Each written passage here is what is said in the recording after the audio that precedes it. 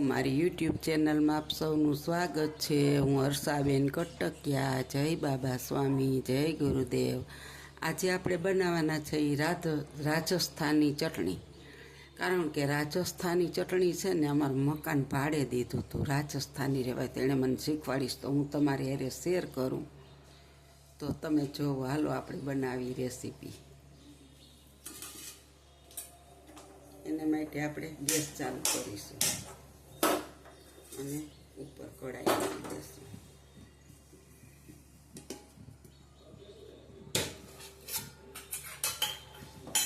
અને આપણે હવે એની અંદર જો આપણો ઘરનો ઘીનો ડબરો કર્યો છે, આપણે 1 ચમચો જેટલું ઘી નાખીશું।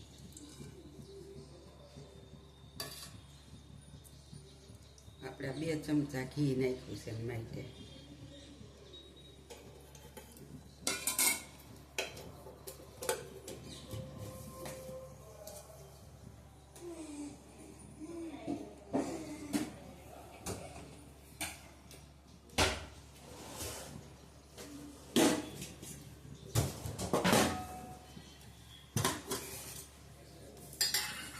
ઘી ગરમ થઈ ગયું છે, તો હવે આપણે એની અંદર નાખીશું રાઈ।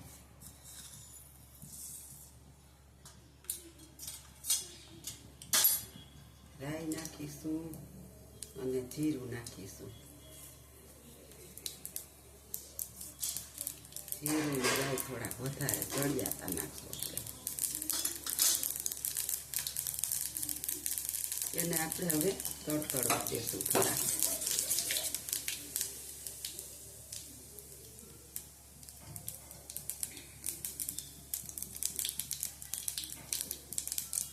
હવે આપણે એમાં લસણ નાખી દઈશું। ઝીણું ચોપ કરેલું છે લસણ, ઝીણું આપણે ખોલી અને સુધારી દીધું, જો તમે જોઈ શકો છો।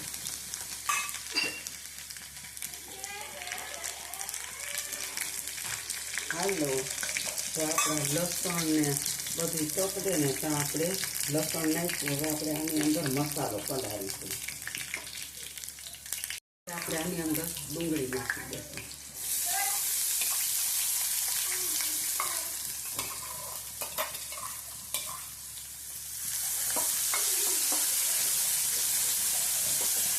આપણે આને થોડીક વાર ખાવા દઈશું। તો આપણે છે ને પાણીમાં મરચું પાવડરનું પલાળી દઈશું। તો તમે જોઈ શકો છો, જો આ આપણે તીખું મરચું છે એ 2 ચમચી લઈશું। અને કલર માટે આપણે 1 ચમચી કાશ્મીરી મરચું લઈશું। આખું લાલ કાશ્મીરી મરચું નાખું। હવે એની અંદર આપણે નાખીશું હળદર પાવડર,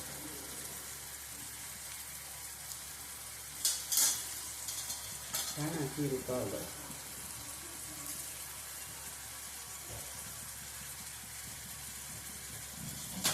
નાખી દઈશું। અને આપણે એની અંદર નાખી દઈશું સ્વાદ અનુસાર નિમક। અને છે ને ચમચી કરતા હાઈથી વધારે ખાવે, પરફેક્ટ માપ આવે।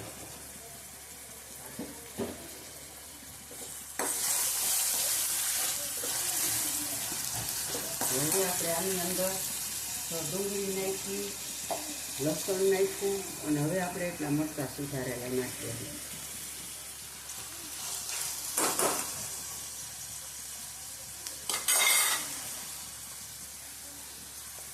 કારણ કે આમાં આપણે ખોટું ચોખ્યું એના કરતાં આપણે અંદર નાખી દઈએ। તો હવે આપણે આની અંદર આપણે મસાલાનું સાતળી લેવાનું બધું મસ્ત જોઈ શકો। આ ચટણી આપણે છે ને આને ઘીમાં જ વઘારવાની હોય છે, તેલમાં કરી શકો પણ ઘીની અંદર બહુ મસ્ત બને છે। આપણે જો આ બધી શાકભાજી ધોઈ મસ્ત ઝીણું સુધારી લીધું છે અને આપણે આને થોડીક વાર હજી ચડવા દઈશું।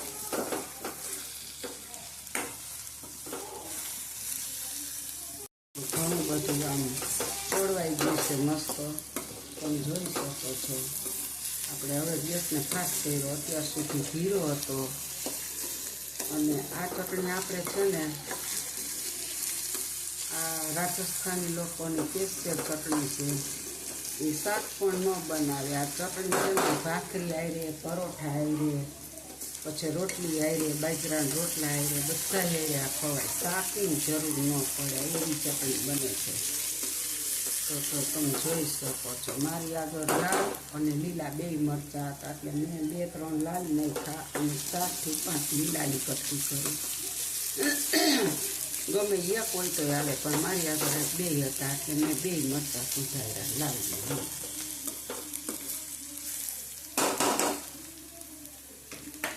હવે આપણો મસાલો પણ પલળી ગયો છે. હવે આપણે મસાલાને નાખી દઈશું.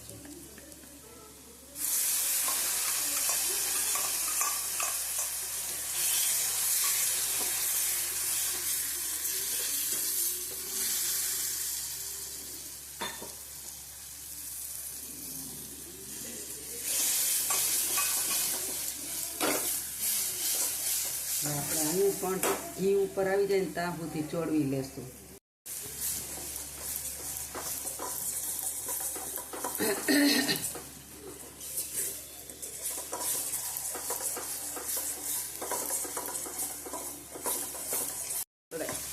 ઘરમાં બનાવીને રાખતા હોય છે.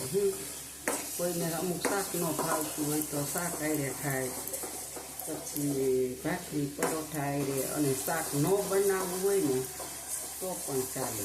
એટલી મસ્ત આ ચટણી બને છે.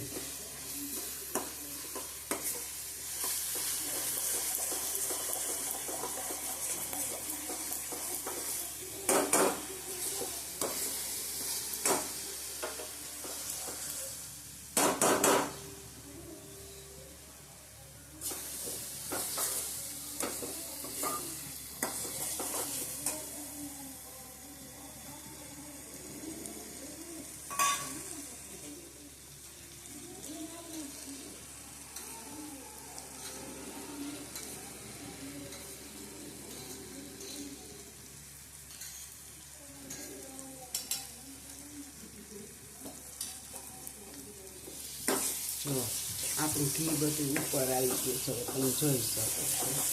હવે આપણે આની અંદર તેજ ખાટું દહીં આપણે 1 વાટકી નાખવાનું છે.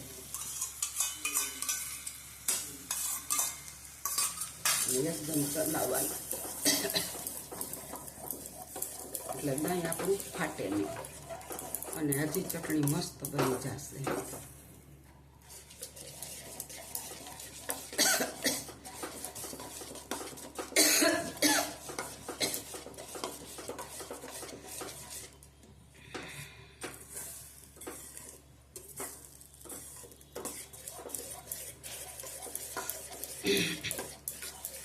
હાલો, જો આ અમારા મકાનમાં રહેતા ને એને મને અહીં રહેતા ત્યારે 2-3 વાર ચટણી અમને આપી હતી હોત બનાવેલી.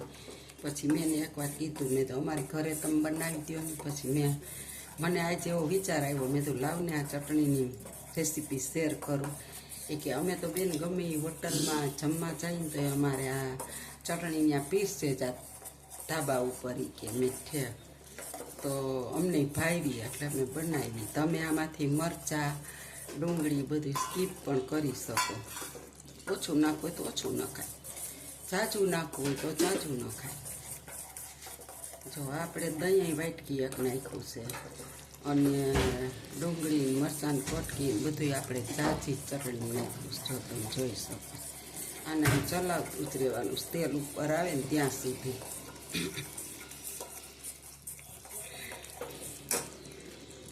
હવે આપણે આની અંદર અત્યારે જ કોથમીર નાખી દેવાની છે. એટલે થોડી કોથમીર છે ને અંદર ચડી જાય. ઉપરથી કાચી નથી નાખવાની, આપણે થોડીક વાર હોય ને ત્યાં નાખી દેવાની. એટલે આની અંદર એનો સ્વાદ એટલો મસ્ત બની જાય.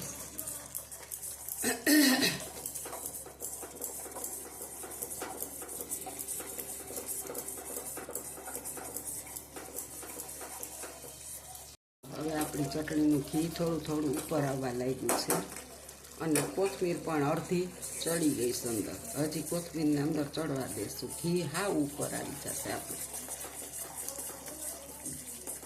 આ ચટણી આપણે 7-8 દિવસ તો ચોક્કસ સ્ટોર કરી જ કે વધારે ફ્રીજમાં રહીએ, પણ એટલી ચટપટી બને છે ને તો આપણને એમ થાય કે 7-8 દી હાલશે તો 2-3 દિવસમાં જ પૂરી થઈ જાય, એટલી બધાય ભાવે.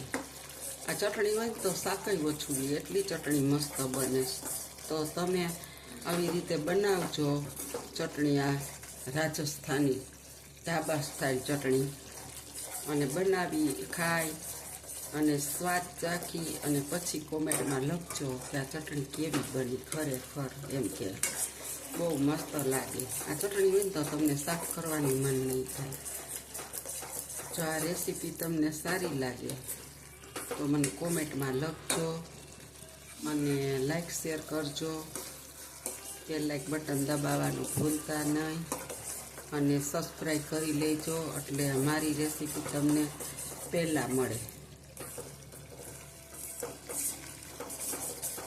બધું જો ઘી ઉપર આવી ગયું છે હવે આપણી ચટણીનું છે, એટલે તમે જોઈ શકો છો. જો બધું એકદમ ઉપર આવી ગયું છે,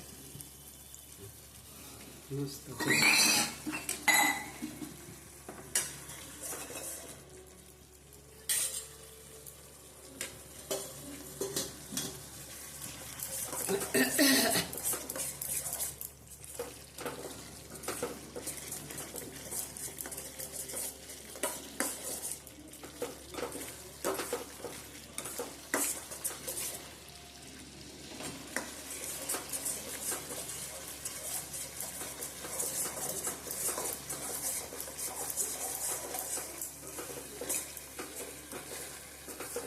હવે આપણે ગેસને બંધ કરી દેશું. જો ઘી બધું ઉપર આવી ગયું, તમે જોઈ શકો છો, ચમચામાં દેખાય છે, અને બધું આપણું ઉપર આવી ગયું, એકદમ ત્રસથી ચટણી થઈ ગઈ મસ્ત. અને સ્વાદમાં પણ મેં ચાખી કે બધું પરફેક્ટ માપતું છે, બહુ મસ્ત બની છે. તો આપણે ગેસને ઠારી નાખીશું.